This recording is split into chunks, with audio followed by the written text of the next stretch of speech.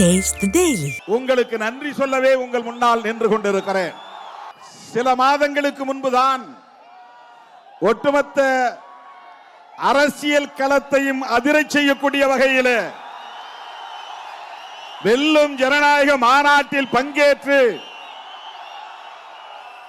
ஒரு மாபெரும் வெற்றியை தேடி தந்தீர்கள். அதற்கு நான் எப்படி நன்றி சொல்லுவது என்று தெரியாமல் இன்னும் திணறிக் கொண்டிருக்கிறேன். இந்த சூழலில் மகளிர் மாநாடு, மது மற்றும் போதைப் பொருள் ஒழிப்பு மகளிர் மாநாடு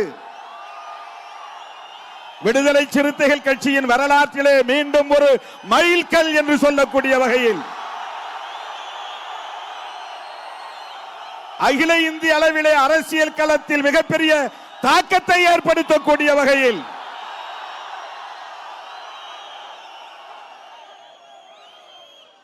லட்சக்கணக்கிலே திரண்டு வந்து இந்த மாநாட்டை வெற்றி பெற செய்து கொண்டிருக்கிற என் உயிரின் உயிரான விடுதலை சிறுத்தைகளே, உங்கள் காலடிகளில் என் நன்றியை காணிக்கையாக்குகிறேன்.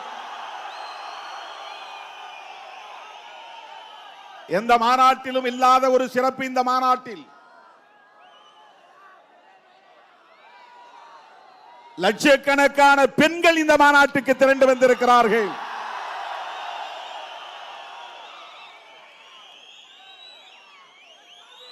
எல்லா சாலைகளும் உளுந்தூர் பேட்டையை நோக்கியே என்று சொல்லக்கூடிய வகையில் தமிழ்நாட்டின் அத்தனை மூலை முடுக்குகளில் இருந்தும் அனைத்து சாலைகளும் இன்றைக்கு உளுந்தூர் பேட்டையை நோக்கி திரும்பி இருக்கின்றன. எங்கு பார்த்தாலும் நீலம் சிவப்பு மயம். மகளிர் சீருடை அணிந்து வந்திருக்கிற நிகழ்வு இந்த நிகழ்வு. எங்கே வானம் பொத்துக்கொண்டு மழையை கொட்டுமோ என்று நான் அஞ்சியபடியே அமர்ந்திருந்தேன். எப்போதும் இயற்கை நம்பக்கம்தான், எப்போதும் இயற்கை நம்பக்கம்தான், எப்போதும் இயற்கை நம்பக்கம்தான். இன்றைக்கும் நம் பக்கம் நிற்கிறது. இந்த மாநாடு வெற்றி பெறுவதற்கு இயற்கை மிகப்பெரிய அளவிலே நமக்கு ஒத்துழைத்திருக்கிறது. இருட்டிக் கொண்டே இருக்கிறது. எங்கே நீங்கள் அணை உடைந்த வெள்ளம் போல் இங்கு பாய்ந்து வந்தீர்களோ, அதை போல மழையும் அணை உடைந்த வெள்ளம் போல் மேகங்களை உடைத்துக் கொண்டு இங்கே கொட்டிவிடுமோ என்று நான் கவலையில் இருந்தேன்.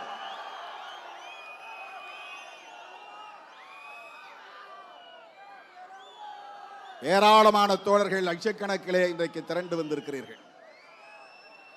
ஒற்றை கோரிக்கை மதுவிலக்கு என்பதுதான். இது நாம் புதிதாக எழுப்புகிற கோரிக்கை அல்ல.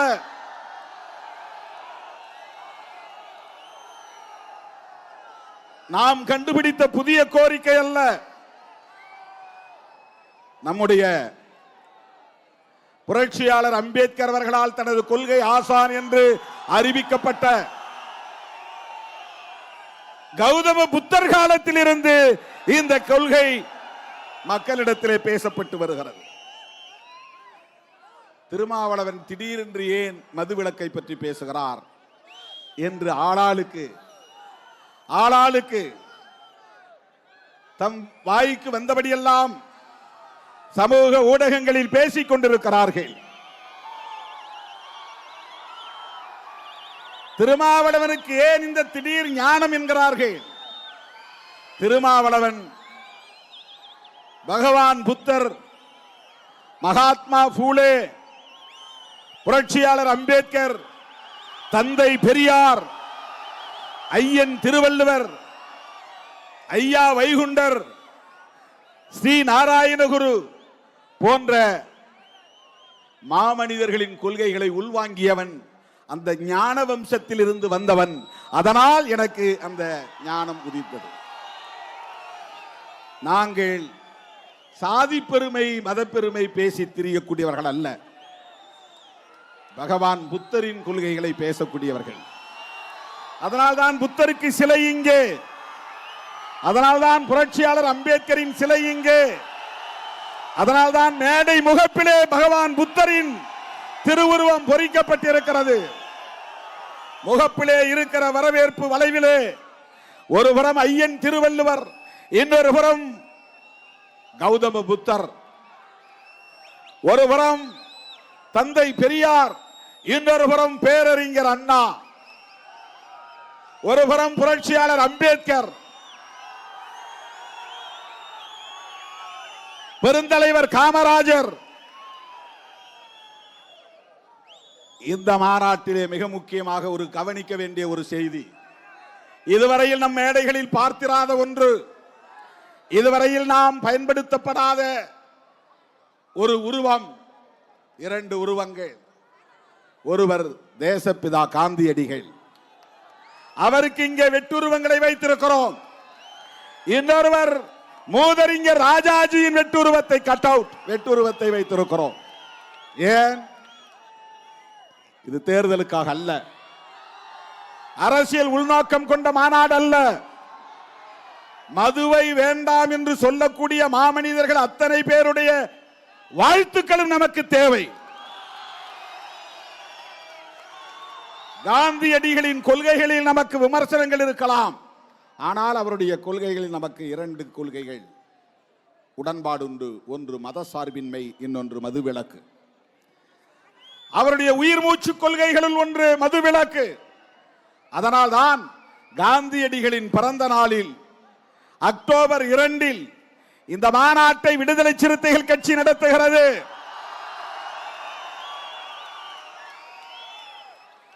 அதிலும் சில அறிவுஜீவிகள் விமர்சனம் செய்தார்கள். ஏன் அம்பேத்கர் பிறந்த நாள் கிடைக்கவில்லையா? அவருடைய நினைவு நாள் இல்லையா? எதற்காக காந்தி பிறந்த நாள்? நாம் முதலில் அறிவித்தது செப்டம்பர் 17 தந்தை பெரியார் பிறந்த நாள். அதை தள்ளி வைத்ததற்கு 2 காரணம். ஒன்று, நாடாளுமன்ற கூட்டத்தொடரில் நாம் கவனம் செலுத்த நேர்ந்து விட்டது, மாநாட்டுக்கு கால அவகாசம் இல்லை. இரண்டாவது, இந்த பகுதியிலே பாட்டாளி மக்கள் கட்சியை சார்ந்தவர்கள் சமூக நீதி நாள் என்று 17ஆம் தேதி விழுப்புரம் மாவட்டம் எங்கும் நிகழ்ச்சி நடத்துவதுண்டு. அப்படிப்பட்ட சூழலில் எதிரும் புதிருமாக மக்கள் திரண்டு வருவதை தவிர்க்க வேண்டும் என்பதற்காக,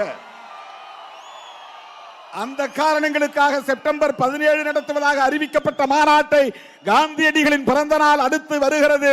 அந்த நாள் பொருத்தமான நாள், சரியான நாள் என்று முடிவு செய்து நாம் அறிவித்து இன்றைக்கு நடத்தி கொண்டிருக்கிறோம். தோழர்களே, கௌதம புத்தர் 5 ஒழுக்கங்களை, பஞ்சசீலங்களை போதித்தவர்.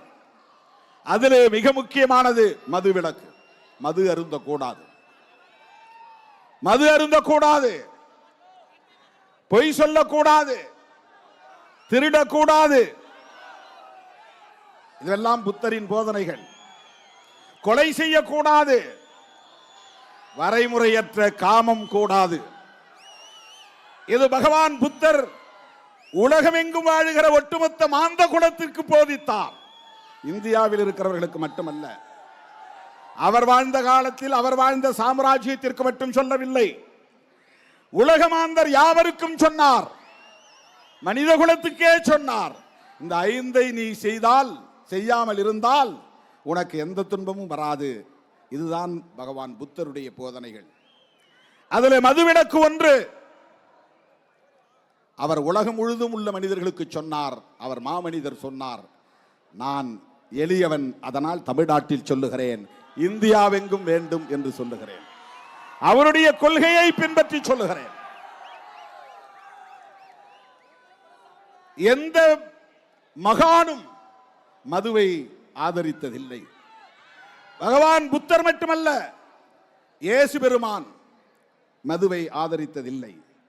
அதைவிட உலகம் முழுவதும் போற்றப்படக்கூடிய மதுவை தொடக்கூடாது என்பதை இன்றைக்கும் நடைமுறைப்படுத்திக் கொண்டிருக்கிற ஒரு மார்க்கம், ஒரு சமூகம் இருக்கிறது என்றால் அது இஸ்லாம் மார்க்கம், இஸ்லாமிய சமூகம் என்பதை யாரும் மறுத்துவிட முடியாது. இன்றைக்கு நீங்கள் சவுதி அரேபியாவிலே மதுக்கடைகளை பார்க்க முடியாது, துபாய் போன்ற அரபு நாடுகளிலே மதுக்கடைகளை பார்க்க முடியாது. நபிகள் நாயகம் தோன்றி மறைந்து 1400 ஆண்டுகளுக்கு மேலாகிறது. ஆனால் உலகம் முழுவதும் ஒரு சமூகம் மதுவை தொடாமல் அதை பின்பற்றி வருகிறது என்று சொன்னால் அது நபிகள் நாயகத்தின் போதனை. மது பாவங்களின் தாய் என்று சொன்னவர் நபிகள் நாயகம். பாவம் செய்வதற்கான தாய்தான் மது என்று சொன்னவர் நபிகள் நாயகம். இந்த நாள் வரையில் அந்த சமூகம் அதை பின்பற்றுகிறது. ஒரு சமூகத்தையே மதுவை தொடாத சமூகமாக மாற்றிய பெருமை நபிகள் நாயகத்தை சாரும். அந்த மாமனிதர்கள் சொன்னதை இன்றைக்கு நாம் மக்களுக்கு சொல்லுகிறோம், அவ்வளவுதான். 2000 ஆண்டுகளுக்கு முன்னால் தோன்றிய ஐயன் திருவள்ளுவன் கல்லுண்ணாமை என்கிற பெயரில் ஒரு அதிகாரமே எழுதியிருக்கிறார். கல்லுண்ணாமை என்கிற பெயரில் ஒரு அதிகாரமே எழுதியிருக்கிறார். அவர் புத்தரின் வழிவந்தவர் அல்ல, புத்த சங்கத்தில் சேர்ந்தவர் அல்ல, அல்லது அவர் எந்த அரசியல் இயக்கத்தையும் சார்ந்தவர் அல்ல. ஒட்டுமொத்த மனித குலத்துக்கும் வழிகாட்டக்கூடிய ஒரு மகான். யார்? ஐயன் திருவள்ளுவர். ஐயன் திருவள்ளுவர் அவர் கல்லுண்ணாமை என்கிற ஒரு அதிகாரமே 10 குறள்களை அதற்காக எழுதியிருக்கிறார். உலகத்தில் தோன்றிய மகான்கள் யாரும் மதுவை ஆதரித்து பேசியதில்லை, ஒழிக்க முடியாது என்றும் சொல்லவில்லை, அதை கண்டும் காணாமல் கடந்து போவோம் என்று சொல்லவில்லை. ஐயன் திருவள்ளுவனின் கொள்கைகளை நாம் உள்வாங்கியவர்கள். நான் முருகப்பெருமானை கண்டேன் என்று சொன்ன காலம் ஒன்று உண்டு. வள்ளலார் அவருடைய தொடக்க கால வாழ்வில் அவர் சென்னையிலே 7 கிணறு பகுதியிலே தங்கி இருந்த போது ஒரு நாள் அவர் முருகனை நேரிலே தரிசித்ததாக அவருடைய சீடர்கள் சொல்லுவார்கள். அவரே சொன்னார் என்று. அதே வள்ளலார் அதற்கு பிறகு பிற்காலத்தில் சனாதனத்தை கடுமையாக எதிர்த்தார். மத நம்பிக்கைகள் மூட நம்பிக்கைகளாக இருந்தால் அவை வேண்டாம் என்று எதிர்த்தார். சாதி கூடாது என்றார், மதுவை அருந்தக்கூடாது என்று சொன்னார். யார்? நம்ம ஊர் வடலூர் வள்ளலார். வடலூர் வள்ளலார் ராமலிங்க அடிகளார் அதே கருத்தை தான் இன்றைக்கு வந்திருக்கிறாரே நம்முடைய பாலபிரஜாபதி அடிகளாருடைய முப்பாட்டன் ஐயா வைகுண்டர். அவர் பிறந்த சமூகம் கல்லை இறக்குகிற குலத்தொழிலை கொண்ட சமூகம். நாடார் சமூகம் கல்லிறக்குவது குலத்தொழில். பனைமரத்திலே ஏறி கல்லிறக்குவார்கள். கல்லு குடிப்பது என்பது அவர்களுக்கு வாழ்க்கையில் இயல்பான ஒன்று. அப்படிப்பட்ட சமூகத்திலே பிறந்த ஒருவர் ஐயா வைகுண்டர் 18 கிராமங்களில் இருந்த மக்களை எல்லாம் அழைத்து வந்து பொதுவான கிணறு தோண்டி, அந்த பொது கிணறு சமத்துவ கிணறு என்று சொல்லி அந்த கிணற்று நீரை எல்லோரையும் குடிக்க சொன்னார். மீனவர்களை, தீண்டப்படாதவர்களை, நாடார் சமூகத்தை சார்ந்தவர்களை, இப்படி 18 கிராமங்களில் இருந்து 10க்கும் மேற்பட்ட சாதியினரை எல்லாம் வரவழைத்து, அதுவும் ஒரு சமஸ்தானத்தின் கட்டுப்பாட்டில் இருந்த பகுதிகளே, சாதியம் தலைவிரித்தாடிய திருவிதாங்கூர் சமஸ்தானத்தின் கட்டுப்பாட்டில் இருந்த சாமித்தோப்பு பகுதியிலே சமத்துவ கிணறு 150 ஆண்டுகளுக்கு முன்னால் தோண்டியவர் ஐயா வைகுண்டர். அவர் குடிக்க கூடாது என்று சொன்னார். அதைத்தான் ஸ்ரீ நாராயண குரு கேரளாவிலே அதே கருத்தை சொன்னார். எனது அருமை தோழர்களே, அந்த அடிப்படையில் தான் விடுதலை சிறுத்தைகள் கட்சி மதுவை கூடாது என்று சொல்லுகிறோம். ஏற்கனவே 2015 திருச்சிராப்பள்ளியிலே இதே மது ஒழிப்பு மகளிர் மாநாட்டை நடத்தியிருக்கிறோம். ஊர் ஊராக, வீதி வீதியாக, வீடு வீடாக சென்று மது ஒழிப்பு பிரச்சார துண்டறிக்கைகளை கொடுத்திருக்கிறோம். நடந்து முடிந்த நாடாளுமன்ற கூட்டத்தொடரில் கடைசியாக அன்றைக்கு பேசக்கூடிய வாய்ப்பு கிடைத்த போது நிர்மலா சீதாராமன் உட்பட அங்கே அமர்ந்திருந்தார்கள்.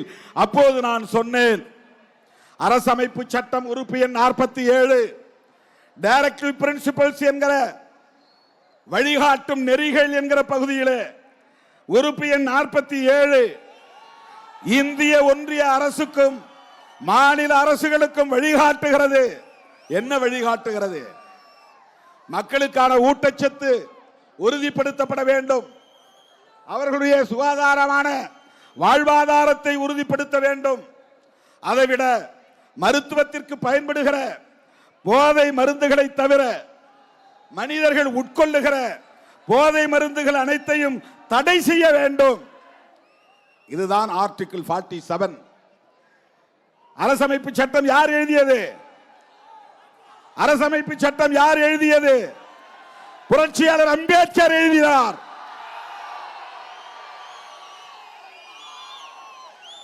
அவர் எங்க மதுவை ஒழிக்க வேண்டாம் சொன்னார்னு சில பேர் இப்ப எடுத்து பேசிட்டு இருக்கிறான். அவர் மதம் மாறி பௌத்தத்தை தழுவிய போது 22 உறுதிமொழிகளை ஏற்றுக்கொண்டார். அந்த 22 உறுதிமொழிகளில் ஒரு உறுதிமொழி, நான் என் வாழ்நாளில் ஒரு முறை கூட மதுவை தொடமாட்டேன். அவன் தான் புத்திஸ்ட். புத்திஸ்ட் யார்? மதுவை தொடமாட்டேன். புரட்சியாளர் அம்பேத்கர் அவர்கள் உறுதிமொழி ஏற்றுக்கொண்டார். உறுதிமொழியை ஏற்றுக்கொண்டார். அந்த 47 அரசமைப்பு சட்டம் உறுப்பு எண் 47 சொல்லுவதை சுட்டிக்காட்டி நாடாளுமன்றத்தின் மக்களவையிலே நான் பேசினேன். இந்திய அளவில் மதுவிலக்கு வேண்டும் என்பதுதான். உடனே தமிழ்நாட்டில் மதுவிலக்கு வேண்டான்ட்டார் திருமாவளவன். இந்த அரைவேக்காடுகள் எல்லாம் ஊடகங்களிலே வாய்க்கு வந்தபடி விமர்சனங்கள். தமிழ்நாடு உட்பட இந்தியா முழுவதும் மதுவிலக்கு வேண்டும். தமிழ்நாட்டில் இருக்கிறவர்கள் மட்டும்தான் பாதுகாக்கப்பட வேண்டும் என்று இல்லை. இந்தியா முழுவதும் எளிய மக்கள் பாதிக்கப்படுகிறார்கள். உழைக்கிற மக்களின் வாழ்வாதாரம் சுரண்டப்படுகிறது. மனித வளம் பாழாகிறது. இவ்வளவு பேர் இருக்கிறோம். இதுல எத்தனை பேர் என்ஜினியர் என்று தெரியாது? என்ஜினியர் இருக்கலாம். உங்களில் எத்தனை பேர் டாக்டர் என்று தெரியாது? உங்களில் டாக்டர்கள் வரலாம். உங்களில் எத்தனை பேர் சினிமா இயக்குநர்களாக இருப்பீர்கள் என்று தெரியாது. உங்களிலிருந்து சிறப்பான புகழ்பெற்ற சினிமா திரைப்பட இயக்குநர்கள் வரலாம். உங்களில் எத்தனை பேர் ஆற்றல் வாய்ந்த பேச்சாளர்கள் இருப்பீர்கள் என்று தெரியாது. உங்களில் பேச்சாளர்கள் வரலாம். உங்களில் எத்தனை பேர் சிறந்த கவிஞர்கள் இருப்பீர்கள் என்று எனக்கு தெரியாது. மிக சிறப்பான கவிதைகளை படைக்கிற படைப்பாளிகள் நீங்கள் இருக்கலாம். உங்களில் எத்தனை பேர் பேராசிரியர்களாக இருப்பீர்கள் எனக்கு தெரியாது. வரலாம். இங்கே வந்திருக்கிற லட்சக்கணக்கான இளைஞர்களில் இளம் பெண்களில் பல பேர் பேராசிரியர்களாக வர முடியும், வழக்கறிஞர்களாக வர முடியும், நீதிபதிகளாக வர முடியும். அதைவிட சிறந்த தலைவர்களாக உருவாக முடியும்.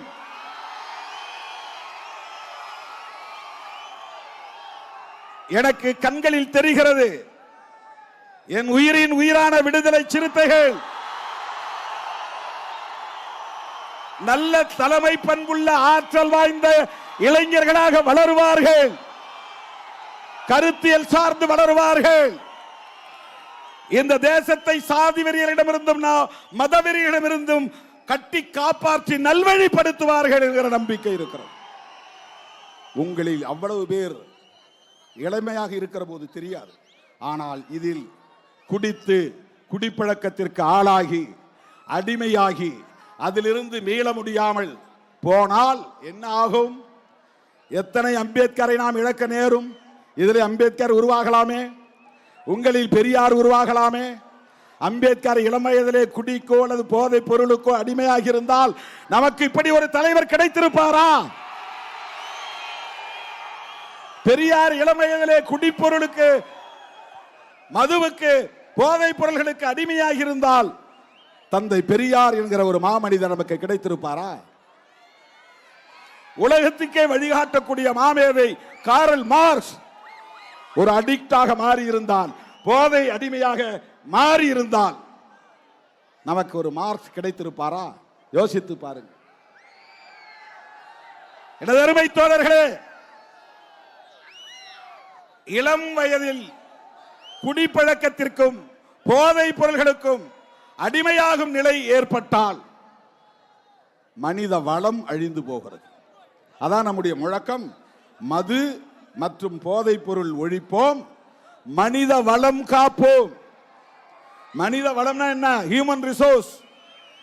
கனிம வளம் உங்களுக்கு தெரியும். கனிம வளம் பாறைகளிலே இருக்கிறது, மண்ணுக்கடியிலே இருக்கிறது. மனித வளம் மதிப்பிட முடியாதது. உங்களில் எத்தனை பேர் எவ்வளவு பெரிய ஆற்றல் படைத்த தலைவர்கள் இருக்கிறீர்கள் என்று நம்மால் மதிப்பிட முடியாது. அம்பேத்கர் படிக்க வாய்ப்பில்லாமல் போயிருந்தால் என்ன ஆகியிருக்கும்? அவர் கிராமத்தில் எங்கோ ஒரு இடத்திலே ஆடு மாடு மேய்த்துக் கொண்டிருந்திருப்பார். யாரோ ஒரு ஆண்டை சாதிக்கு அடிமை வேலை செய்து கொண்டிருந்திருப்பார். ஆனால் அவர் நல்ல கல்வியை பெற்றதால் அவர் மிக உயர்ந்த இடத்திற்கு வர முடிந்தது. உலகமே போற்றக்கூடிய இடத்திற்கு உயர முடிந்தது. இதுதான் மனித வளம். அம்பேத்கருக்குள்ளே இருந்த ஆற்றல் கல்வியால் கொஞ்சம் கொஞ்சம் பெருகி பெருகி பெருகி உலகத்துக்கே வெளிச்சம் போடக்கூடிய அளவுக்கு, வெளிச்சம் காட்டக்கூடிய அளவுக்கு அவருடைய மனித வளம் முழுமையடைந்தது, பொங்கி எழுந்தது. அப்படி இந்த மனித வளம் பாழாகிறது. ஊருக்கு 20-30 பேர், ஒரு மாநிலத்திற்கு இப்படி லட்சம் பேர், இந்தியா முழுவதும் பல லட்சம் பேர் இப்படி பாதிக்கப்பட்டால் 30 வயதிலேயே நிற்க முடியவில்லை, தடுமாறுகிறான். 40 வயதிலேயே கல்லீரல் பாதிக்கப்பட்டு, நுரையீரல் பாதிக்கப்பட்டு மெல்ல மெல்ல மருத்துவமனையில் கிடந்து சாகும் நிலை ஏற்படுகிறது. மனித வளம் பாழாகிறது. இப்படி மனித வளம் பாழாக கூடாது என்பதற்காகத்தான் நாம் இந்த கோரிக்கையை வைக்கிறோம். இந்த மாநாட்டில் யார் வேண்டுமானாலும் பங்கேற்கலாம். இது அனைவருக்குமான பொது கோரிக்கை. இதில் அரசியல் வேண்டாம், இதில் அரசியல் சாயம் பூச வேண்டாம், தேர்தல் கணக்குகளை பேச வேண்டாம், கூட்டணி அரசியலை பேச வேண்டாம் என்று எல்லாவற்றையும் இணைத்து கடந்த மாதம் 10ஆம் தேதி நான் ஒரு பேட்டி கொடுத்தேன். அதே பேட்டியிலே அடுத்த நொடியிலே அந்த வார்த்தைகள் இருக்கின்றன. ஆனால் இங்குள்ளவர்கள் என்ன செய்தார்கள்? திருமாவளவன் அதிமுகவுக்கு அழைப்பு விடுத்தார்.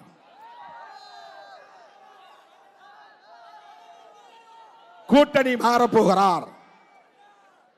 ஒட்டுமொத்தமாக இந்த மாநாட்டின் உயர்ந்த நோக்கத்தையே சிதைத்து விட்டார்கள்.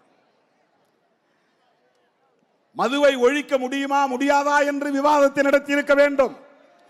போதைப் பொருள்களை ஒழிக்க முடியுமா முடியாதா என்ற விவாதத்தை நடத்தியிருக்க வேண்டும்.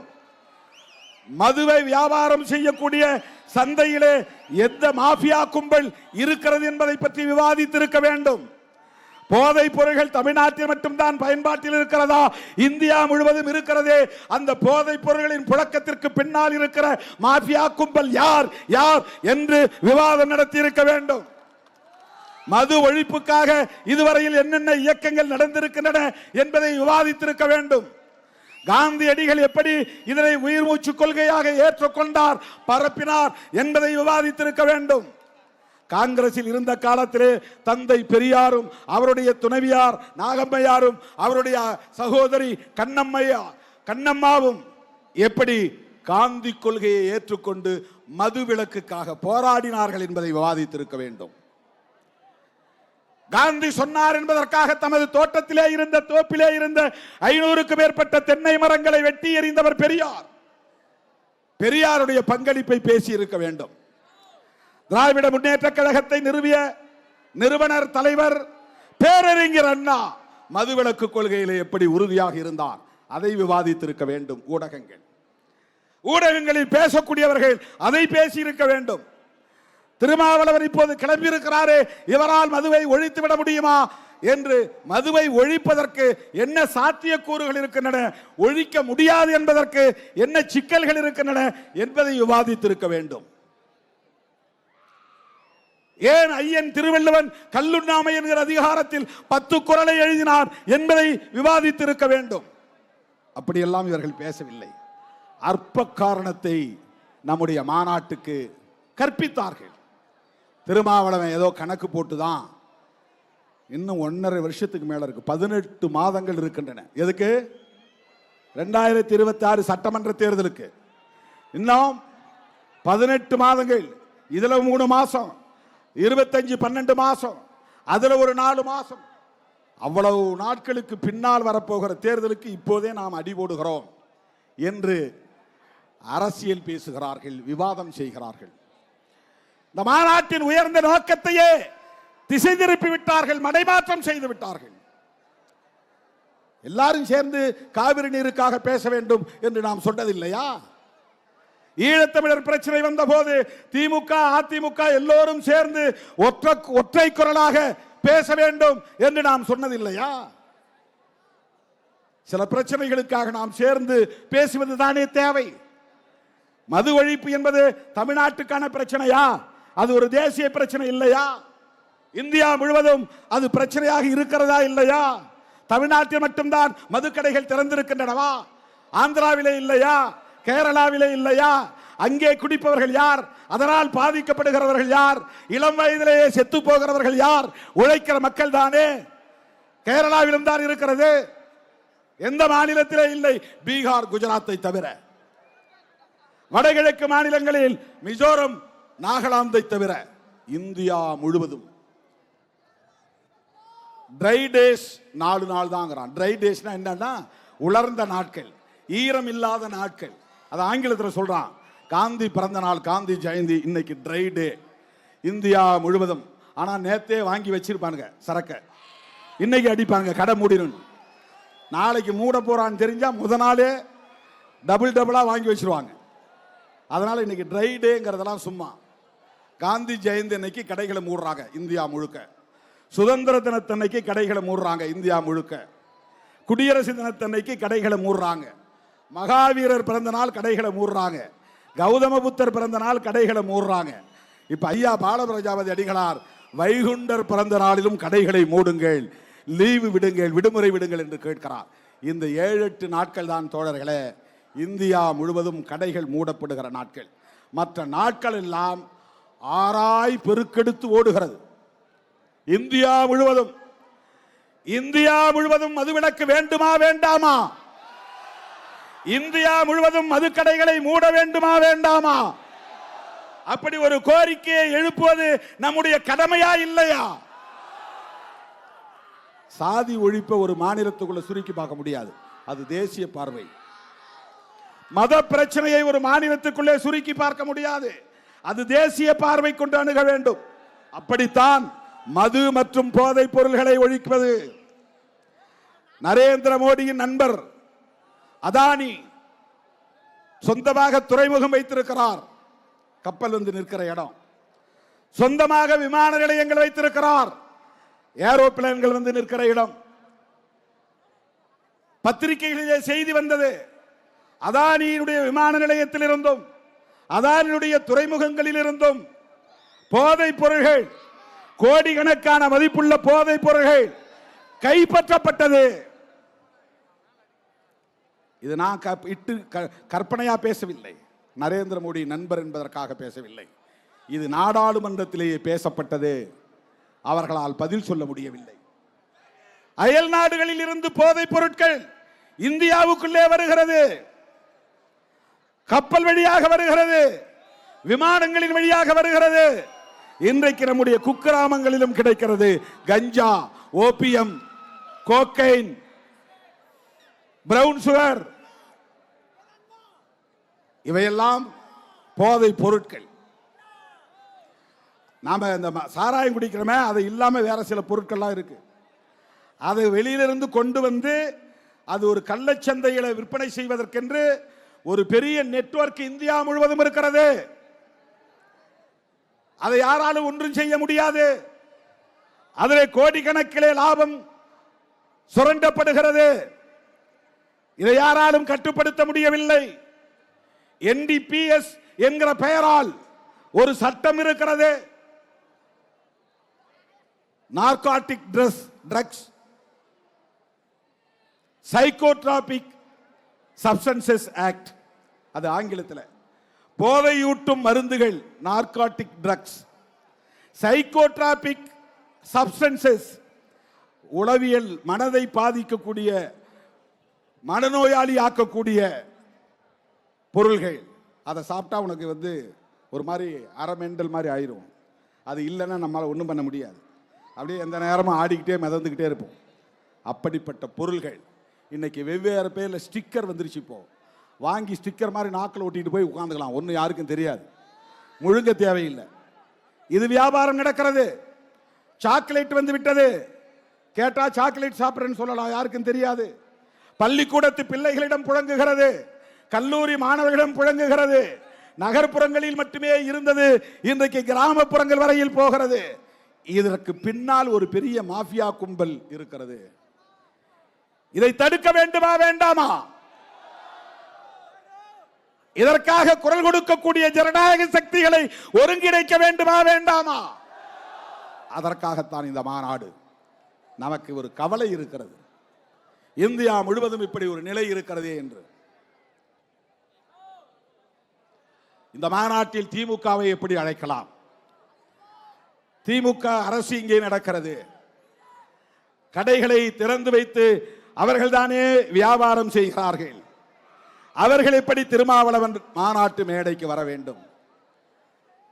அப்படி இருந்தும் திமுக அந்த மாநாட்டு மேடைக்கு வருகிறது என்றால் அது விடுதலை சிறுத்தைகளுக்கு, விடுதலை சிறுத்தைகளின் முயற்சிக்கு கிடைத்த வெற்றியானே. பாராட்ட வேண்டுமா இல்லையா? திமுகவுக்கும் அதிலே உடன்பாடு இருக்கிறது. மதுவை ஒழிக்க வேண்டும், அதிலே உடன்பாடு இருக்கிறது. இது இன் பிரின்சிபல், கொள்கை அடிப்படையிலே மதுவை ஒழிக்க வேண்டும் என்பதிலே எங்களுக்கும் உடன்பாடு இருக்கிறது. நடைமுறை சிக்கலில் அதை உடனே எங்களால் மூட முடியவில்லை. திமுக தலைவர் கலைஞர் தானே இதை கொண்டு வந்தார் என்று பலரும் சொல்லுகிறார்கள். 1971 வந்தது உண்மைதான். பேரறிஞர் அண்ணா 67 முதலமைச்சரானார், 69 காலமானார். 2 ஆண்டுகள் முதலமைச்சர் பொறுப்பிலே இருந்தார். அப்போது மதுக்கடைகளை திறக்க வேண்டும் என்ற கோரிக்கை எழுந்தது. மது விலக்கை ரத்து செய்ய வேண்டும் என்ற கோரிக்கை எழுந்தது. பேரறிஞர் அண்ணா சொன்னார், மாட்டேன், அப்படி ஒரு வருமானம் எனக்கு தேவையில்லை, மறுத்தார், திறக்கவே இல்லை. ஆனால் அந்த பேரறிஞர் அண்ணா ஒரு கோரிக்கை எழுப்பினார். ஊடகங்களிலே உளறிக் கொண்டிருப்பவர்கள் புரிந்து கொள்ள வேண்டும். திருமாவளவன் ஏன் மோடி கிட்ட போய் கேட்கிறார் அப்படின்னு கேட்கிறாங்க. இங்க போய் முதல்வர்கிட்ட கேட்காம மோடி கிட்ட ஏன் கேட்கிறார்? 2 கோரிக்கையும் தான் வைக்கிறோம், அதை யாரும் பார்க்கறது இல்லை. தமிழ்நாடு அரசுக்கு கோரிக்கை மதுக்கடைகளை மூடு. இந்திய அரசுக்கான கோரிக்கை இந்தியா முழுவதும் மதுக்கடைகளை மூடுவதற்கு தேசிய மதுவிலக்கு கொள்கையை வரையறுத்து சட்டம் இயற்று. அவ்வளவுதான். 2 அரசுக்கும் கோரிக்கை வைக்கிறோம். தோழர்களே, கலைஞர் 71 கடையை திறந்தார் என்பது உண்மைதான். அதற்கு அவர் என்ன விளக்கம் சொன்னார் என்றால், மது விலக்கை நடைமுறைப்படுத்துகிற மாநிலங்களுக்கு வருவாய் இழப்பை ஈடு செய்யக்கூடிய வகையில் இந்திய ஒன்றிய அரசு இழப்பீட்டு நிதியை வழங்க வேண்டும். அன்றைக்கு காங்கிரஸ் அரசாங்கத்திடம் அவர் கேட்டார், நிதி தரல, நிர்வாகம் நடத்த முடியல, போதிய பட்ஜெட் வரவு செலவு போதுமானதாக இல்லை. வேறு வழி இல்லாமல் நெருப்பு வளையத்திற்கு நடுவிலே கற்பூரம் சிக்கிக் கொண்டதை போல அவர் சொன்ன விளக்கம்.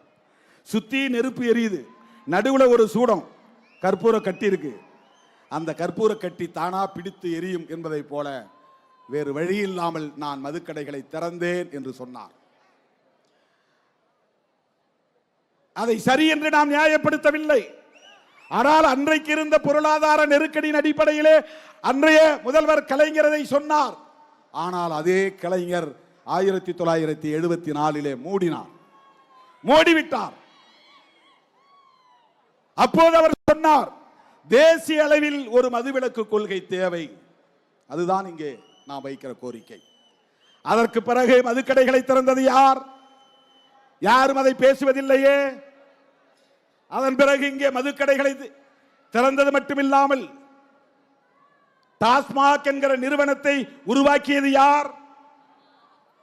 நம்ம தம்பிங்களாம் டாஸ்மார்க் டாஸ்மார்க் மார்க் இல்ல, அதுக்கு முன்னால கெடா மார்க்னு சாராயம் வந்துச்சு. அதெல்லாம் உங்களுக்கு தெரியாது, எனக்கு தெரியும். எல்லா ஊர்லயும் சாராய கடை இருக்கும். அந்த கடையெல்லாம் இப்போ தனியார்கிட்ட விட்டுருவாங்க. அவர் ஒரு குறிப்பிட்ட அமௌண்ட்டை மட்டும் வாங்கிட்டு மொத்தமாக தனியார்கிட்ட விட்டுருவாங்க.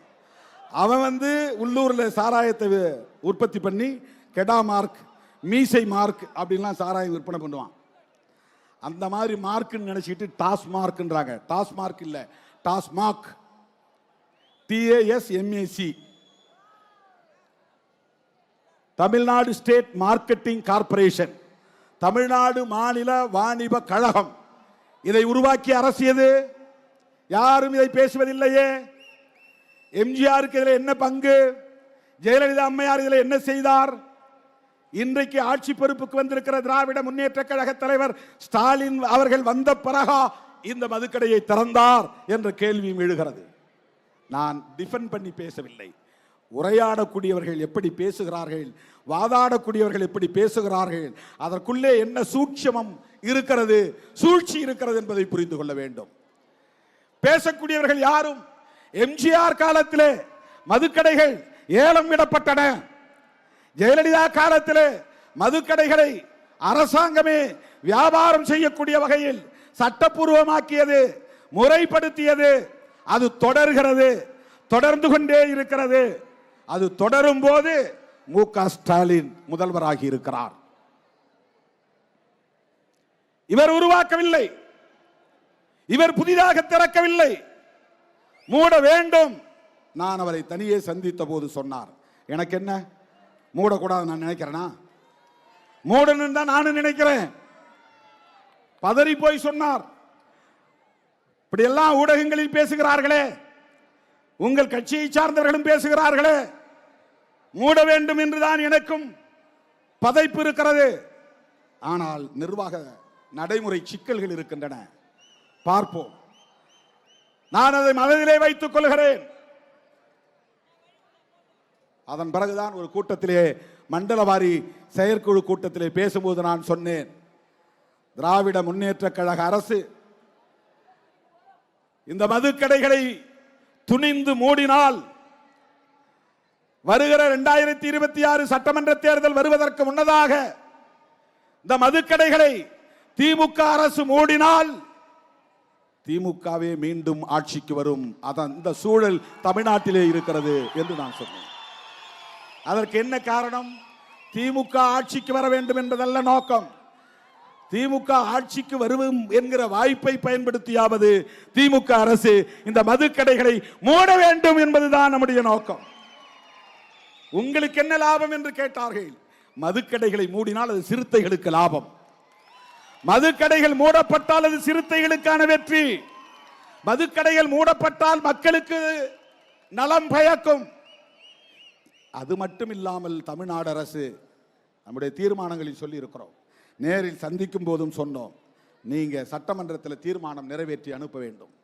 ஆர்டிகிள் 47 அடிப்படையில் இந்திய அரசு ஒரு நேஷனல் பாலிசி, தேசிய மதுவிலக்கு கொள்கையை கொண்டு வருவதற்கு, அதன் அடிப்படையிலே ஒரு சட்டம் இயற்றுவதற்கு தமிழ்நாடு சட்டமன்றத்திலே தீர்மானம் நிறைவேற்ற வேண்டும். இது முதல்வருக்கு நாம் விடுத்திருக்கிற கோரிக்கை. இதையெல்லாம் யாரும் பேசவில்லை. சராசரி அரசியல்வாதியாக நம்மை எடை போடுகிறார்கள். நான் சொல்ல விரும்புகிறேன், ஒருவேளை தேர்தல் அரசியலே வேண்டாம், பெரியாரை போல, ஐயா வைகுண்டரை போல மக்கள் நலம் காக்கிற ஒரு சமூக இயக்கமாகவே நடத்தவும், அப்படி ஒரு இயக்கத்தை வழிநடத்தவும் கூட திருமாவளவன் தயாராவானே தவிர முன்வைத்த காலை ஒருபோதும் திருமாவளவன் பின்வைத்ததில்லை, பின்வைக்க மாட்டான். எனக்கு அந்த தேவையில்லை. எனக்கு என்ன பயம்? என்னுடைய கைகள் சுத்தமாக இருக்கிறது, என் கைகள் சுத்தமாக இருக்கின்றன. இன்னைக்கு காலையில காந்தி மண்டபம் போனேன். காந்தி மண்டபத்தில் காந்தி சிலைக்கு மாலை போட்டுவிட்டு அப்புறம் காமராஜர் சிலைக்கு மாலை போடலாம் என்று தோழர்கள் ஏற்பாடு செய்திருந்தார்கள். காந்தி மண்டபத்துக்கு போகும்போது போலீஸ் வந்து என்கிட்ட சொன்னாங்க, சார் கவர்னர் வராரு, கவர்னர் வந்து மாலை போட்ட பிறகுதான் மற்றவங்க எல்லாம் போடணும். இப்போ நான் போய் போட முடியாதா? சாரி சார், போட முடியாது. ஏன்? கவர்னர் வந்து போகிறது 10:30 மணி ஆயிரும். எனக்கு இங்கே உளுந்தூர்பேட்டை வரணும், அங்கிருந்து 4 மணி நேரம், மற்றவங்களுக்கெல்லாம் 4 மணி நேரம்னா எனக்கு 6 மணி நேரம் ஆகும். நம்ம தோழர்கள் அங்கங்க மறிப்பாங்க, ஒவ்வொரு டோல்கேட்லையும் அங்கே ஆள் நிற்கும், வழியில் நின்று மறிப்பாங்க, நேரம் ஆயிரும். 4 மணிக்கெல்லாம் நம்ம வந்து மேடைக்கு போகணும். அதனால் காந்தி சிலைக்கு வாங்கின மாலையும் எடுத்துக்கிட்டு போய் காமராஜர் மண்டபத்திலே எல்லா மாலையும் மொத்தமாக வச்சுட்டு அவருக்கு வீர வணக்கம் செலுத்திட்டு வந்துட்டோம். ஆனால் ஊடகங்களில் என்ன எழுதுகிறார்கள்? மேனாள் ஆளுநர் அக்கா தமிழிசை காந்தியை அவமதித்து விட்டார். அப்புறம் காந்தி மது ஒழிப்புக்கு போராடியவர், அவருக்கு இவர் மரியாதை செய்யல, மது ஒழிப்பு மாநாடு நடத்துறாரு, அவருடைய கொள்கைக்கே அது எதிராக இருக்குமோ அப்படின்னு சொல்றாரு. அவங்க என்ன சொல்ல வராங்கன்னா, திருமாவளவன் தினந்தோறும் பாட்டில் திறக்கக்கூடிய ஆள் அப்படின்னு சொல்றாங்க. அக்கா தமிழிசை அவர்களே, நீங்கள் குடிக்க மாட்டீர்கள் என்று நான் நம்புகிறேன். உங்களுக்கு குடிப்பழக்கம் இருக்காது என்று நான் நம்புகிறேன். உங்களைப் போல்தான் நானும், எனக்கு அந்த பழக்கம் இல்லை. நான் தடய அறிவியல் துறையிலே ஒரு அறிவியல் உதவியாளராக, ஒரு இளநிலை விஞ்ஞானி என்கிற பொறுப்பிலே பணியாற்றினேன். அப்ப ஒவ்வொரு 3 மாசத்துக்கும் ஒரு டிவிஷன் மாத்துவாங்க. அதுல ஒரு டிவிஷன் புரோகிபிஷன், மதுவிலக்குத்துறை. மதுவிலக்குத்துறையில் என்னன்னா, போலீஸ் பிடிச்சிட்டு வரான் பாருங்க கள்ளச்சாராயம், திருட்டுத்தனமா ஊரல் காய்ச்சறான்னு பாருங்க அந்த ஊரல், அப்புறம் மது ஆலைகள் உற்பத்தி பண்றாங்கல்ல, பீர், விஸ்கி, பிராண்டி, அதெல்லாம் பாட்டிலா முதல்ல அங்கே தான் வரும், எங்க கிட்ட தான் வரும். நாங்க பிப்பெட்டு வச்சு உறிஞ்சி அதை குடுவையில் போட்டு அதை ஆய்வு பண்ணி அதில் எவ்வளவு ஆல்கஹால் இருக்கு அப்படின்னு கண்டுபிடிச்சு சர்டிபிகேட் கொடுக்கிற இடத்துல நான் வேலை செஞ்சேன். சர்டிபிகேட் கொடுத்தேன், நான் கையெழுத்து போடணும். பீர்ல 4% இருந்து 5% தான் ஆல்கஹால் இருக்கணும். ஆல்கஹால் தான் போதை தரக்கூடிய ஒன்று. பிராண்டி, விஸ்கிலாம் 35% மேல இருக்கும். 100 மில்லி எடுத்துக்கிட்டா 35% ஆல்கஹால் இருக்கும். 35 மில்லி, 40 மில்லி. பிராந்தியில 40க்கு மேல. அதெல்லாம் ராவா குடிக்க முடியாது. பீர் அப்படியே ஊத்திக்கலாம். பிராந்தி, விஸ்கில ஏதாவது கலந்து, சோடா கலந்து தான் குடிக்கணும், இல்லைன்னா தண்ணி ஊற்றி தான் குடிக்கணும். ஏன்னா அவ்வளவு கான்சென்ட்ரேட்டட் ஆல்கஹால் இருக்கும், அடர் ஆல்கஹால் இருக்கும். அதில் அது குடலை அப்படியே புண்ணாக்கிரும் அந்த ஆல்கஹால். ஒவ்வொரு நாளும் அதை எடுத்து அதை பிப்பெட் வச்சு உறிஞ்சணும். விரும்புனா நம்ம உறிஞ்சி குடிக்கலாம், அது யாருக்கும் தெரியாது. டேஸ்ட் பண்ணலாம், யாருக்கும் தெரியாது. ஒரு ஓரத்தில் தான் உட்கார்ந்து வேலை செய்வோம். பிப்பெட் வச்சு உறிஞ்சணும் தினந்தோறும் பாட்டில். நாங்கள் டெஸ்ட் பண்ணி சர்டிஃபிகேட் கொடுத்த பிறகுதான் அவன் வந்து லேபிள் ஒட்டி மார்க்கெட்டுக்கு வரும். அந்த வேலை செய்தவனா. அப்ப கூட தப்பித்தவறி என் நாவில் ஒரு சொட்டு மது கூட பட்டதில்லை. அயல் நாடுகளுக்கு பயணம் சென்றால் பிளைட்ல போய் ஏறி உட்கார்ந்தவொடனே விமான பணிப்பெண்கள் வந்து, சார் என்ன வேணும் சார், ஒயின் வேணுமா, ரெட் ஒயின் வேணுமா, வேற என்ன ஒயின் வேணும், ஃபர்ஸ்ட் தான் கேட்பாங்க. போய் வண்டியில் ஏறி உட்கார்ந்தோடனே பிஸ்னஸ் கிளாஸில் தண்ணி குடிக்கிறீங்களா கேட்க மாட்டாங்க, சாராயம் குடிக்கிறீங்களா, மது குடிக்கிறீங்களான்னு தான் கேட்பாங்க. 11 மணி நேரம், 12 மணி நேரம், 24 மணி நேரம் ஃப்ளைட்லேயே போகணும். அமெரிக்கா போனா வேற வழி இல்லை, எல்லாரும் அதில் குடிச்சிட்டு தான் போவாங்க. எத்தனையோ பல நாடுகளுக்கு நான் பயணம் செய்திருக்கிறேன். என் வாழ்நாளில் ஒரு முறை கூட அதை நான் தொட்டதில்லை. அக்கா தமிழிசைக்கு சொல்ல நான் கடமைப்பட்டு இருக்கிறேன். ஒரு டவுட்டோட கேட்குறாங்க, ஒரு டவுட், ஒரு சந்தேகத்தோட. ஒருவேளை அது அவர் கொள்கைக்கு முரணா இருக்குதோ, அதுக்காக சொல்றேன், அதற்காக சொல்லுகிறேன். காந்தியடிகளின் சிலையில் மாலை போடக்கூடாது என்று தடுத்தது காவல்துறை. ஆளுநர் வந்த பிறகுதான் மாலையிட வேண்டும் என்று சொன்னது காவல்துறை. எங்களுக்கு காந்தியோட நிறைய விமர்சனங்கள் உண்டு, அது வேறு. அவருக்கு இந்து மதத்தின் மீது நம்பிக்கை உண்டு, அடுத்த பிறவியின் மீது நம்பிக்கை உண்டு, சனாதனத்தின் மீது நம்பிக்கை உண்டு, சாதிய கட்டமைப்பின் மீது நம்பிக்கை உண்டு. தீண்டாமை மட்டும்தான் ஒழிய வேண்டும் என்று சொன்னார்.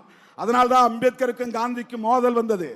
நீ என்ன சாதி வாழ்கன்னு சொல்றீங்க, நான் சாதி ஒழிகன்னு சொல்றேன். இதுதான் அம்பேத்கருக்கும் காந்திக்கு இருந்த முரண்பாடு. நேருக்கு நேர் மோதல் நடந்தது. அந்த காலத்தில் காந்தி ஒரு சமூகத்திற்கு ஹீரோ என்றால் அவர்களுக்கு அம்பேத்கர் வில்லன், அம்பேத்கர் ஹீரோ என்றால் காந்தி வில்லன். அப்படித்தான் அரசியல் போனது. அதுதான் ஒரு காலத்திலே இருந்த அரசியல், அதுதான் ஒரு காலத்திலே இருந்த அரசியல். ஆனால் இன்றைக்கு நாங்கள் காந்தியடிகளின் பிறந்த நாளிலே இதை செய்கிறோம் என்று சொன்னால், காங்கிரஸ் கட்சியோடு நாங்கள் தேர்தல் உறவையும் கொண்டிருக்கிறோம் என்று சொன்னால், அதற்கு நாங்கள் உள்வாங்கி இருக்கிற 2 கோரிக்கை நீங்க புரிஞ்சுங்க. எவன் புரிஞ்சுக்கலாம் நமக்கு அதை பற்றி கவலை இல்லை. வேற எவனும் புரிந்து கொள்ள வேண்டிய அவசியம் இல்லை. திருமாவளவனை பற்றி யார் எது பேசினாலும் பேசட்டும், அதை நான் ஒரு பொருட்டாக எடுத்துக்கொள்ள போவதில்லை. என் தலைமையை ஏற்று என்னோடு களத்தில் நிற்கிற என் உயிரின் உயிரான விடுதலை சிறுத்தைகளே, எவன் குழப்பினாலும் குழம்ப கூடாது. காந்தியடிகளை நாங்கள் இன்றைக்கு கட் அவுட் மூலமாக இங்கே வைத்திருக்கிறோம், படத்தை திறந்திருக்கிறோம். அவருடைய கருத்துக்களில் 2 கருத்துக்களை நமக்கு உடன்பாடு உண்டு. ஒன்று செக்யூலரிசம், மதசார்பின்மை அம்பேத்கருக்கும் உடன்பாடு, ஜவஹர்லால் நேருவுக்கும் உடன்பாடு, காந்தியடிகளுக்கும் உடன்பாடு. அன்னைக்கு மட்டும் காந்தியடிகள் நேருவை கூப்பிட்டு, தம்பி நான் சொல்றதை கேளு, கவர்மெண்ட்டுக்கு ஒரு ஸ்டேட் ரிலீஜன் வேண்டும், இந்து மதம் இந்த அரசாங்கத்தின் மதமாக இருக்கட்டும் என்று சொல்லி இருந்தால் நேருவாலேயே மீறி இருக்க முடியாது. ஜவஹர்லால் நேரு காந்திக்கு கட்டுப்பட்டவராக இருந்தார். ஆனால் இந்துக்களும் முஸ்லிம்களும் ஒற்றுமையாக இருக்க வேண்டும், அவரவர் மதம் அவரவருக்கு, அவரவர் நம்பிக்கை அவரவருக்கு, அரசாங்கத்திற்கு மதம் கூடாது. இதுதான் மதசார்பின்மை. இதை சொன்னார் என்பதற்காகத்தான் RSS கும்பலை சார்ந்த நாத்துராம் கோட்சே என்பவன் கையெடுத்து கும்பிட்டு கொண்டே போய் அந்த மாமனிதரை பக்கத்தில் நெருக்கத்தில் நின்று துப்பாக்கியால் சுட்டுக் கொன்றான். இந்த மதம் தவறானது என்று சொன்ன அம்பேத்கரை சுடவில்லை. இந்த மதத்தில் இருக்க நான் வெட்கப்படுகிறேன் என்று சொன்ன அம்பேத்கரை சுடவில்லை. நான் பிறக்கும் போது ஒரு இந்துவாக பிறந்திருக்கலாம், சாகும் போது ஒரு இந்துவாக சாக மாட்டேன் என்று அந்த மதத்தை விட்டு வெளியேறி 10 லட்சம் பேரோடு பௌத்தம் தழுவிய புரட்சியாளர் அம்பேத்கரை அவன் சுடவில்லை. அந்த மதத்தை உயிருக்கு உயிராக நேசித்த, மூச்சுக்கு 300 முறை array Ram array Ram array Ram என்று சொன்ன நாத்துராம் கோட்சே சுட்ட போது கூட அப்படியே ஹரே ராம் என்று சொல்லிக்கொண்டே மண்ணில் சரிந்து விழுந்த அந்த காந்தியடிகளை எவன் சுட்டான்? RSS காரன் சுட்டான். சாவர்கரின் மாணவன் நாத்துராம் கோட்சே சுட்டான். அவன் சுட்டதற்கு ஒரே காரணம் காந்தியடிகள் ஏற்றுக்கொண்ட மதசார்பின்மை என்பதுதான். அதனால் தான் காங்கிரஸோடு இருக்கிறோம், விடுதலை சிறுத்தைகள் கட்சி. அதனால் தான் காந்தியின் பிறந்த நாளில் இந்த மாநாட்டை நடத்துகிறோம். மதசார்பின்மை என்பதை போல மதுவிலக்கிலே உறுதியாக இருந்தார் புரட்சியாளர் அம்பேத்கர், மகாத்மா காந்தி, ஜவஹர்லால் நேரு, தந்தை பெரியார், பேரறிஞர் அண்ணா, இவர்களெல்லாம் இந்த புள்ளியில் ஒரே நேர்கோட்டில் பயணிக்கக்கூடியவர்கள், ஒரே நேர்கோட்டில் பயணிக்கக்கூடியவர்கள். அதை உணர்ந்து கொண்டவர்கள் விடுதலை சிறுத்தைகள், அதை உள்வாங்கி இருப்பவர்கள் விடுதலை சிறுத்தைகள். ராஜாஜிக்கு ஏன் கட் அவுட்? ராஜாஜி யார்? அவர் ஒரு பார்ப்பன சமூகத்தை சார்ந்தவர், உங்களுக்கு தெரியும். அண்ணா அவரை பற்றி சொல்லுவாராம், எல்லாருக்கும் தலையில தான் மூளை, ராஜாஜிக்கு மட்டும் உடம்பெல்லாம் மூளை. ஆனா உடம்பெல்லாம் மூளையா இருந்தாலும் உடம்பெல்லாம் அவருக்கு வஞ்சகமும் இருக்கு என்று அண்ணா அவரை விமர்சிப்பாராம். அப்படிப்பட்ட ராஜாஜி சேலம் முனிசிபாலிட்டி தலைவராக இருந்தார். சேலத்திலிருந்து வந்திருக்க தம்பிங்களுக்கு தெரியும், சேலம் அவருடைய சொந்த ஊர். அங்க ஒரு நகராட்சி தலைவராக இருந்தார் 1937. நாடு விடுதலை அடைவதற்கு 10 வருஷத்துக்கு முன்னாடி. இதெல்லாம் நீங்க தெரிஞ்சுக்கணும், இதெல்லாம் தெரிஞ்சுக்கணும். ராஜாஜி 1937 நகராட்சி மன்ற தலைவராக இருந்தபோது பிரிட்டிஷ் அரசாங்கம் தான் ஆட்சியிலே இருந்தது. பிரிட்டிஷ் அரசாங்கம் மதுக்கடைகளை திறந்து விடுங்கயான்னா, ஜனங்க குடிக்கட்டும். ஏன் குடிக்கணும்? குடிச்சிட்டு அவன் பாட்டு கிடந்தாதான். ஏன் வரியை ஏத்துறன்னு கேட்க மாட்டான், ஏன் எனக்கு பள்ளிக்கூடம் திறந்து வைக்கலன்னு கேட்க மாட்டான். மக்கள்கிட்ட எந்த உரிமை போராட்டமும் நடக்காது. அவன் பாட்டுக்கே குடிச்சிட்டு விழுந்து கிடப்பான். பொண்டாட்டி நடுத்தருவில் நிற்பா, பிள்ளைங்க நடுத்தருவில் நிற்கும். அவன் அப்பா குடிக்கிறத பார்த்துட்டு பிள்ளையும் குடிப்பான், புள்ள குடிக்கிறத பார்த்துட்டு அவன் பொண்டாட்டியும் குடிப்பா. இப்படி ஒரு சமூகம் அழியட்டும், இப்படியெல்லாம் ஒரு காலத்திலே ஆட்சியாளர்களுக்கு சூது இருந்தது, சூழ்ச்சி இருந்தது. அந்த காலத்தில் மதுக்கடைகளை திறக்க சொன்ன போது மதுக்கடைகளை திறக்க மாட்டேன் என்று தன்னுடைய நகராட்சி பகுதியிலே உறுதியாக நின்றவர்தான் யாரு? ராஜகோபாலாச்சாரியார் என்கிற ராஜாஜி. ஜீன்னா மரியாதையா சொல்றது. அவர் பேரு ராஜா ராஜகோபால் ஆச்சாரியார். ஆச்சாரியார்னா அவர் சமூகத்தை சார்ந்த ஒரு சொல்லாடல். இது வைணவ மதத்தை சார்ந்தவர். திருமாலை கும்பிடுறவங்க, ஐயங்கார் நினைக்கிற அவர் ராஜகோபால் ஆச்சாரியார் மதுக்கடைகளை திறக்க மாட்டேன்னு அப்பவே 1937 சொன்னார். அதை நடைமுறைப்படுத்தினார். அதனால்தான் தோழர்களே, மதுக்கடைகளை மூட வேண்டும் என்று சொன்ன மூதறிஞர் ராஜாஜிக்கு இந்த மாநாட்டிலே கட் அவுட் வைத்திருக்கிறோம். தேசிய அளவிலே மதுவிலக்கு கொள்கை வேண்டும் என்று வலியுறுத்திய பேரறிஞர் அண்ணாவுக்கு இங்கே நாம் கட் அவுட் வைத்திருக்கிறோம். இதுதான் நம்முடைய அரசியல். இந்த மாபெரும் மாநாட்டின் மூலம் நான் தமிழ்நாடு அரசுக்கு, தமிழக முதல்வருக்கு விடுக்கிற வேண்டுகோள், எங்கள் தீர்மானங்களை அப்படியே கோரிக்கைகளாக ஏற்று அவை அனைத்தையும் நடைமுறைப்படுத்த வேண்டும் என்று கேட்டுக்கொள்கிறோம். தேர்தல் அரசியல் வேற, அது பேச வேண்டிய நேரத்தில் பேசுவோம். கொள்கை அடிப்படையில் களமாடுவது என்பது வேறு. இன்றைக்கு கைகோர்த்து களத்திலே நிற்கிறோம். திராவிட முன்னேற்ற கழகத்தின் தலைவர்கள் இந்த மேடைக்கு வந்தது விடுதலை சிறுத்தைகளின் நோக்கத்தை இன்றைக்கு வலுப்படுத்தி இருக்கிறது. அவங்கள வச்சுக்கிட்டு இப்படி நடத்தலாம்.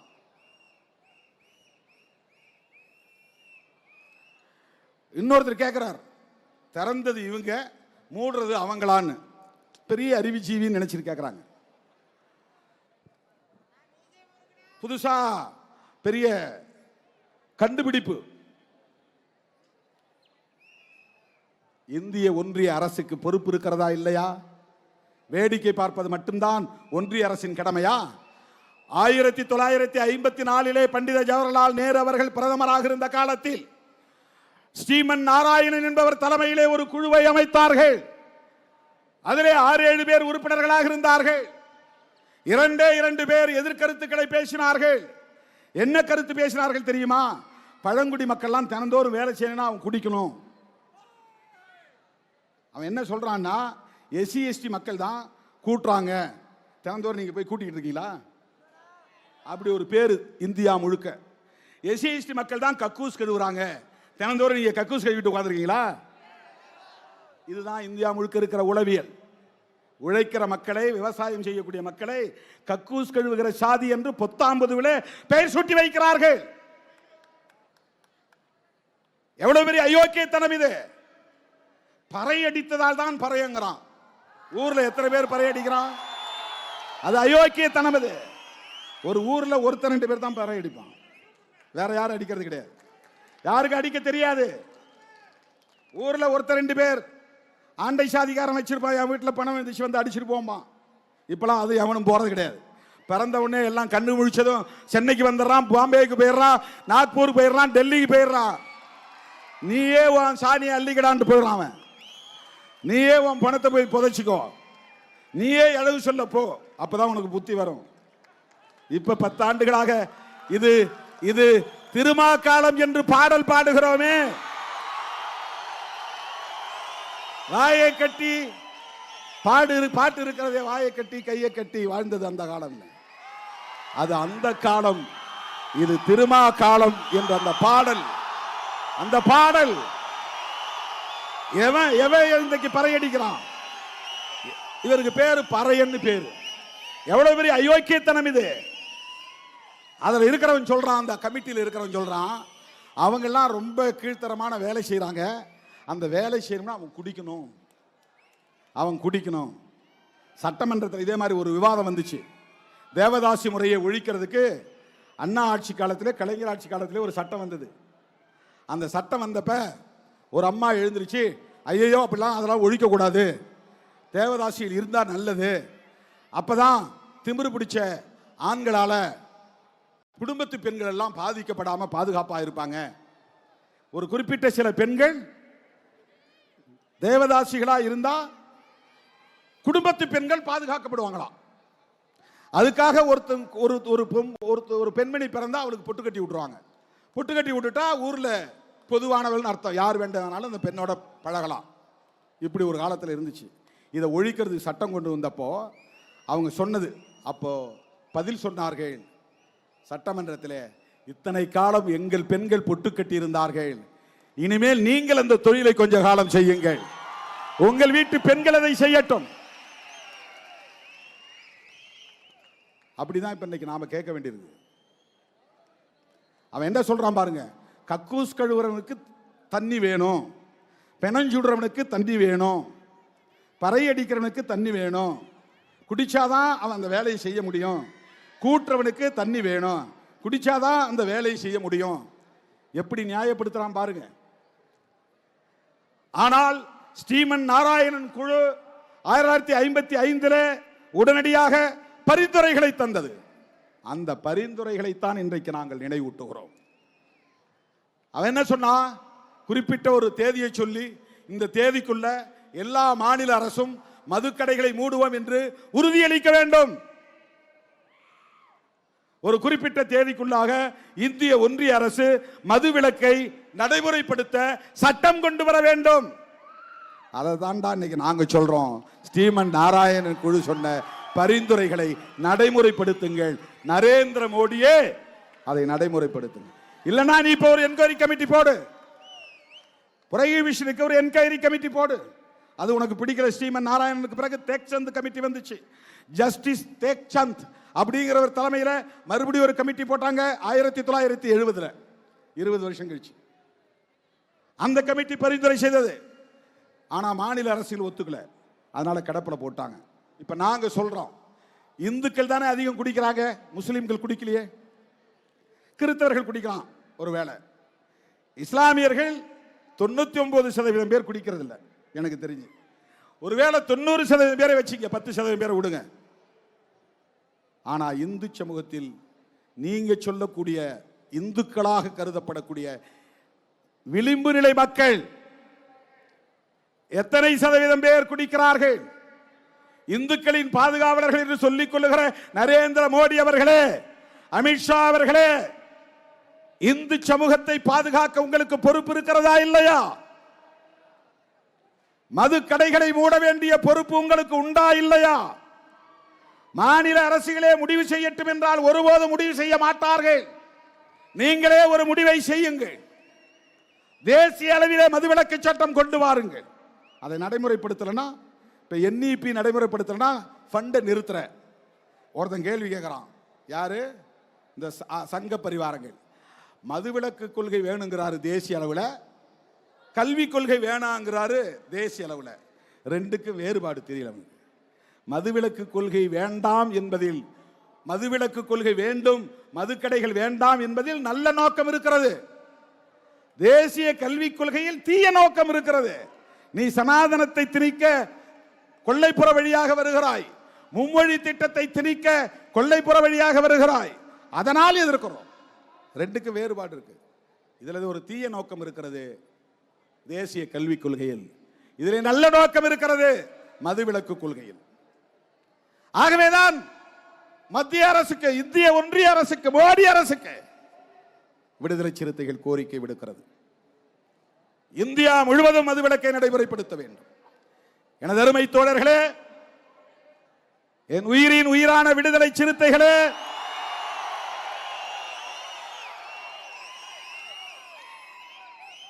நீங்களும் இதிலே உறுதியாக இருக்க வேண்டும். அப்படி இப்படி இருந்தா இன்னையோட விட்டுறணும். பெண்கள் உறுதியாக இருக்க வேண்டும். வீட்டில் சண்டை பிடிங்க, குடிச்சிட்டு வந்தா சோறு இல்லைன்னு சொல்லுங்க. குடிச்சிட்டு வந்தா சோறு இல்ல, வெளியே போ. பெண்கள் இந்த யுத்தத்தை தொடங்க வேண்டும், வீட்டில் இருந்து தொடங்க வேண்டும்.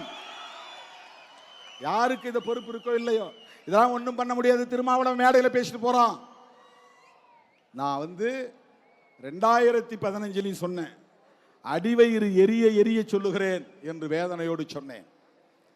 நாடாளுமன்றத்திலும் சொன்னேன், மிகுந்த வேதனையோடு சொல்லுகிறேன். மனித வளம் பாழாகிறது. இந்தியா முழுவதும் மனித வளம் பாழாகிறது.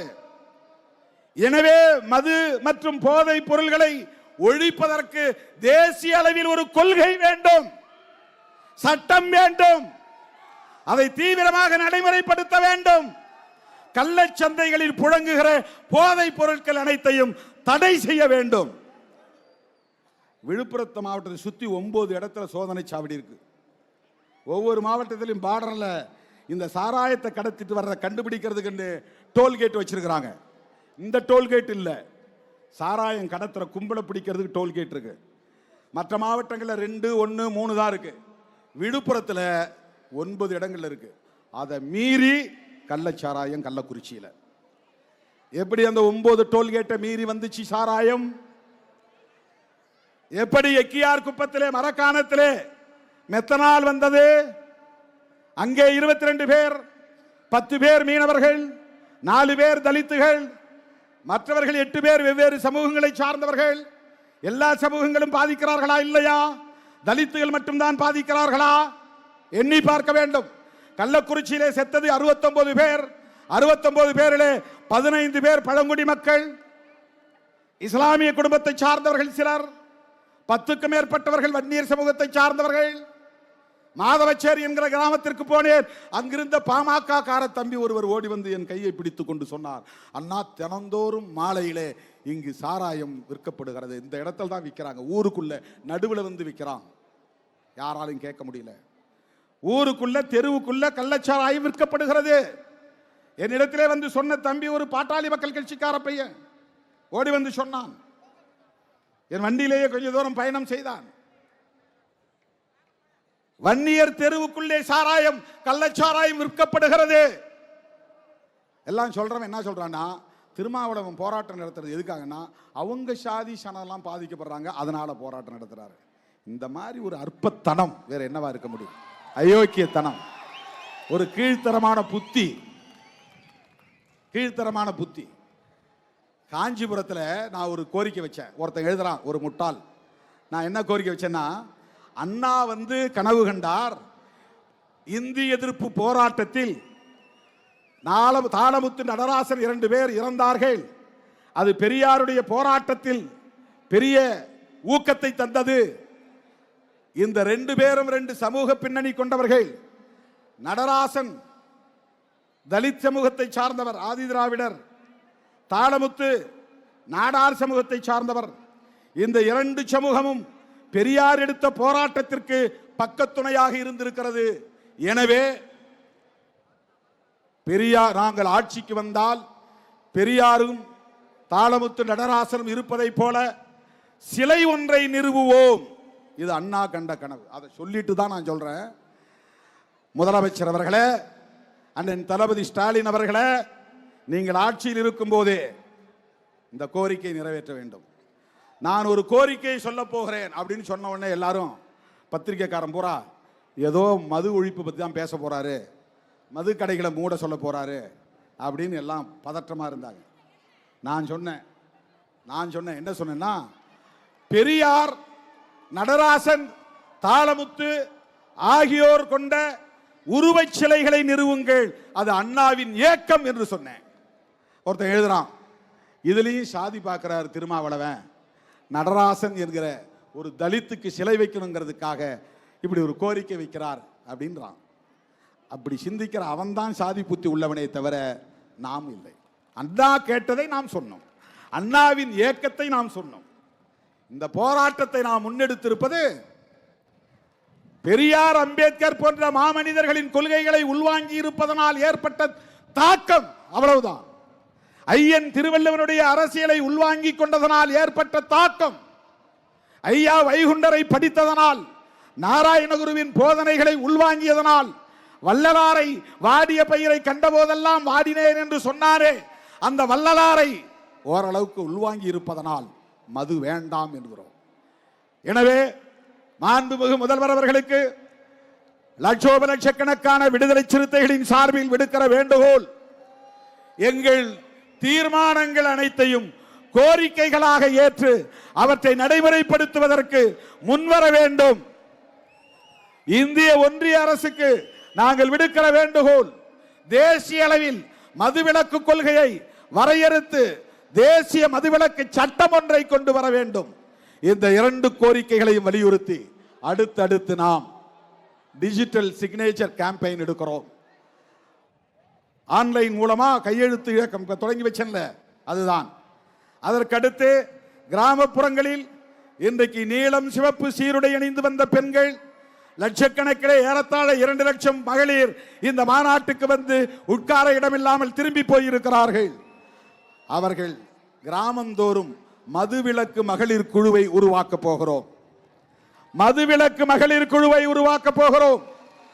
அந்த மகளிர் குழு அந்த கிராமத்தில் மதுவை ஒழிப்பதற்கு என்னென்ன செயல் திட்டங்களை வரையறுக்க வேண்டும் என்பதையும் இந்த இயக்கம் முன்னெடுக்கும் என்பதை சொல்லி என் அழைப்பை ஏற்று ஓடோடி வந்த என் உயிரின் உயிரான விடுதலை சிறுத்தைகள் அனைவருக்கும்,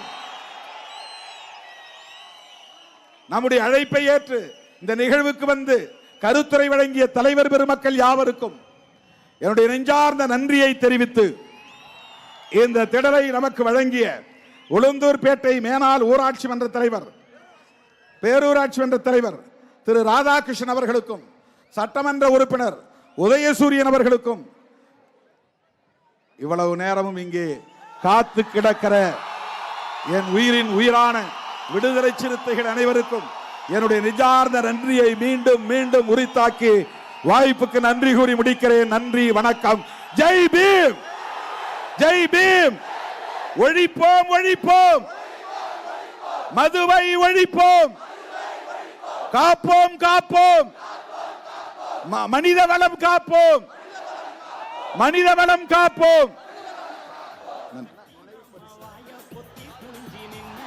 அனைவரும் பாதுகாப்பாக